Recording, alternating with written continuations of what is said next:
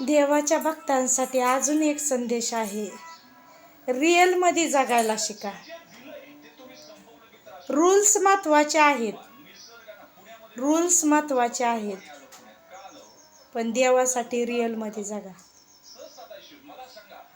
Rules महत्त्वाचे आहेत, पण देवासाठी रिअली जगायला शिका. संसाराचे नियम पाळले पाहिजेत, पण देवासाठी देव संसाराच्या नियमांच्याही पड्याला आहे.